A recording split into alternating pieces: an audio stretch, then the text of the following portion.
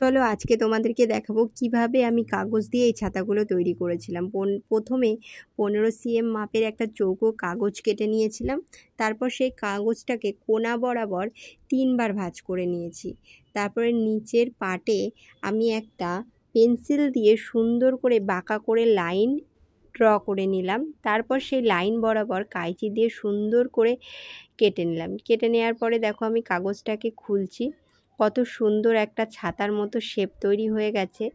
তারপর আমি একটা স্কেল এবং কালো স্কেচ পেন নিয়ে সেই ভাঁজ বরাবর দাগগুলো কেটে নিলাম।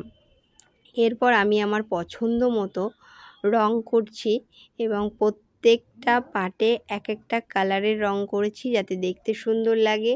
কেননা ছোট ছোট বাচ্চাদের দেখবে এই টাইপসের ছাতার কালারগুলো বেশি হয় মাল্টি কালার দিয়ে, তাই আমি এরকম বানিয়ে দিয়েছিলাম। যেহেতু এটা আমার এক ছাত্রের স্কুল থেকে মডেল তৈরি করতে দিয়েছিল, তার জন্য আমি এরকমই কালারটা করেছি। তারপর দেখো হাত দিয়ে কি সুন্দরভাবে আমি ছাতার মতো ভাঁজ করে নিলাম। তারপরে মাঝখানে একটু আঠা দিয়ে আমাদের যে ইয়ারবাডসগুলো থাকে, মানে কান পরিষ্কার করার কাঠি, সেইগুলো একটুখানি লাগিয়ে দিয়ে দেখো এরকমভাবে আমি 3টে ছাতা তৈরি করেছিলাম।